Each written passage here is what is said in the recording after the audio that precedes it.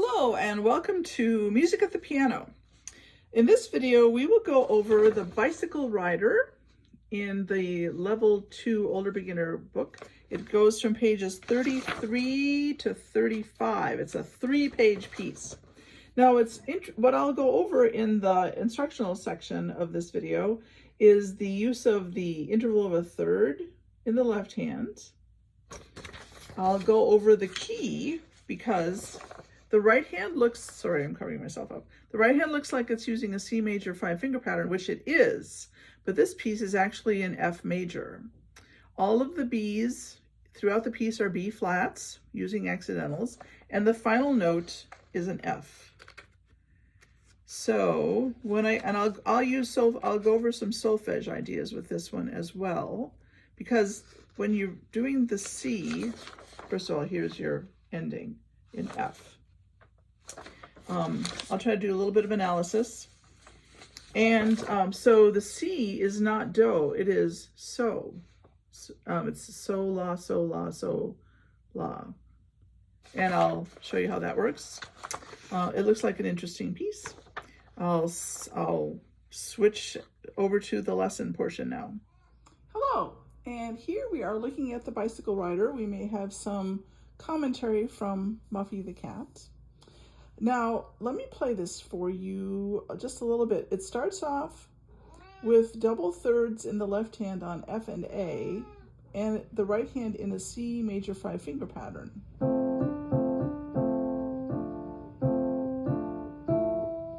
But then, interestingly, she goes to a B flat in the measure of 3. And if you look at the very end, I'm not going to try to get all 3 pages on the video because that will just become a mess. At the very end, she ends on an F. And that tells you that she really is writing this using F major, the scale. And so that's one thing to know.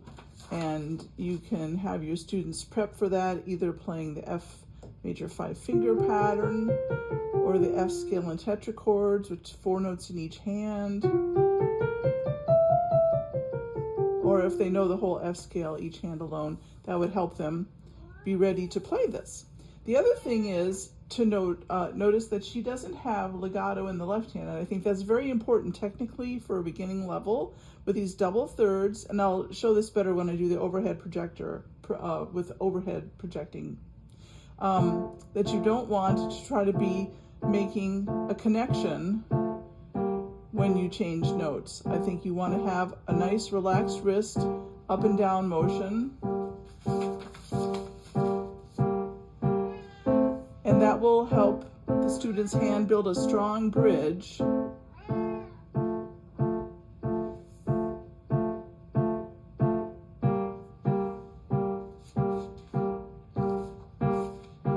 Woohoo!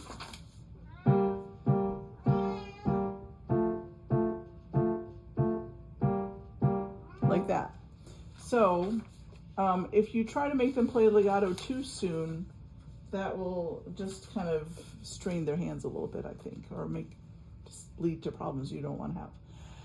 Okay, so the left hand is all double thirds, and you want to play them non-legato with a round hand shape and a relaxed wrist. And then the right hand, we are really not happy. The right hand is playing C, D, E, and F. And at the end, you're outlining the C chord, which is the dominant chord, C, E, G, in F major. And that's how she gets to a nice 5-1 cadence in F major. So if you dealing with intervals with your students, it's all seconds. And here's a third. Maybe point that out, that down a second, up a second, down a third. This is all seconds. And then again at the end of the long phrase, down a third. So that's an interesting feature. And here she goes 2, 7, 1. G is the second scale degree, E is the seventh scale degree. So it's re, ti, do. And I did say that I would go do the solfege for this, so that is what I will do next. It would be sol, la, sol, la, sol, la, sol, la, ti, do, sol, la, sol, la, sol, la, sol, sol, la, sol, la, sol, la, sol, la, ti, do, ti, do, ti, do, ti, so, sol, la, sol, la, sol, la, sol, la, ti, do, re, do, re, do, re, do, la. Ti, la, ti, la, ti, la, ti, la, la, so, la, so, la, so, la, so. Ti, la, ti, la, ti, la, ti, la, la, so, la, so, la, so, la, so. So, la, ti, do, re, ti, do. So hopefully that helps. And here is how it sounds when you play it all together.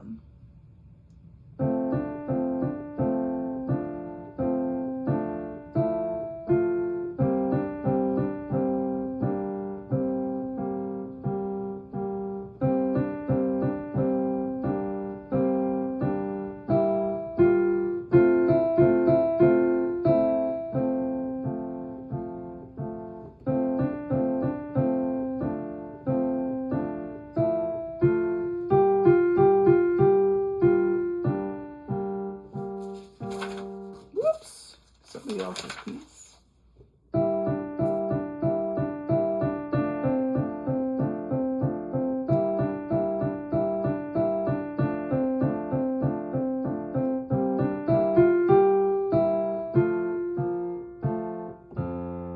It'll be a better performance when I'm showing the keyboard, because then I'll have all the music up. The other thing I would point out, with all these repeated left hand notes, it would be easy for a student to play like this. And the way to get around that, in my experience, is to have them play the right hand and silently or ghost play the left hand.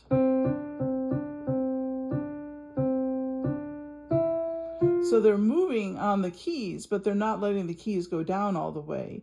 And for some reason, that trains the muscles to understand what you're trying to get them to do, because when the right hand plays louder, the fingers are getting the keys down faster.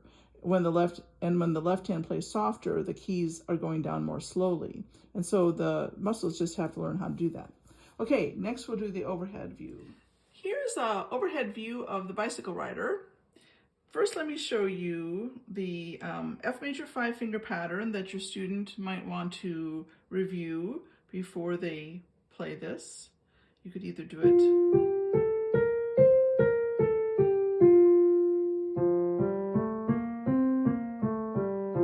or you could have them do it hand over hand.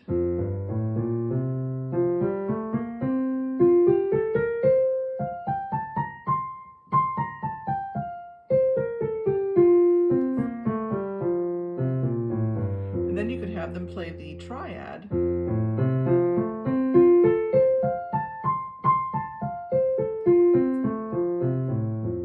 If you're getting them ready for scales, you could have them do 4 notes in each hand. Some people go like this. Some people go like this. I don't really care how you go. So there's...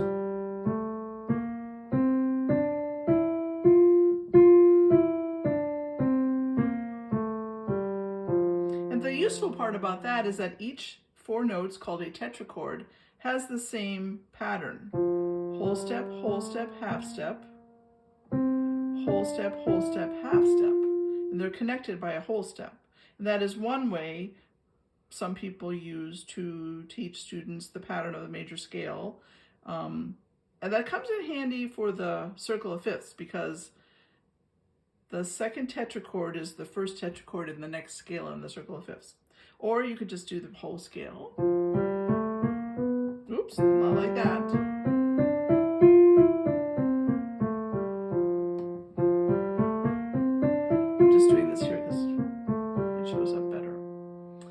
then the other thing I wanted to demonstrate is when I'm talking about ghost playing one hand over the other, I mean, it's like this. You're doing all the motions, you're just not going all the way down.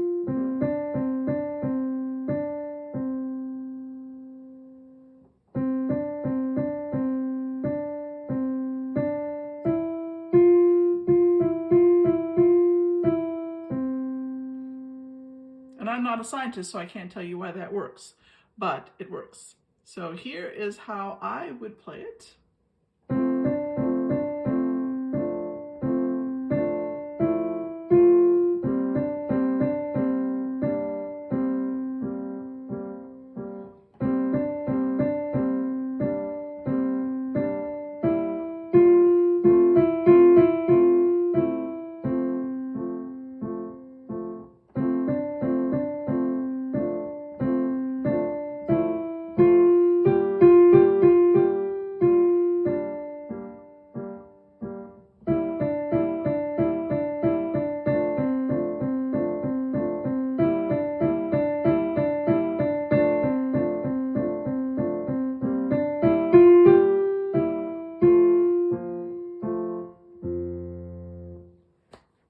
And you could use dynamic nuance as well to help your students get ready to do that. So anytime the notes were rising, you might have heard me do a light crescendo, and as they were coming down, a light decrescendo. I'll play it one more time and I'll have you listen for that, or I'll even talk about it. So here we're starting out mezzo forte. Now here we have a rising right hand, so I would do a slight crescendo. Then I would drop back a little bit.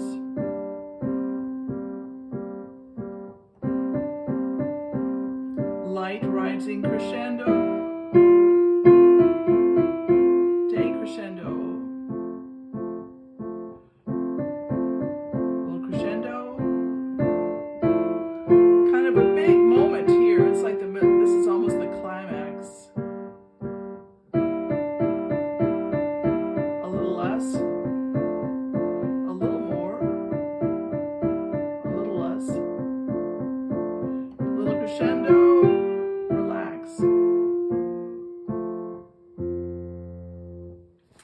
And if you talk about that with students now and they learn to do it, even if it seems a little artificial, they will begin to develop a sense in their inner ear for how that operates on the piano. So have some fun.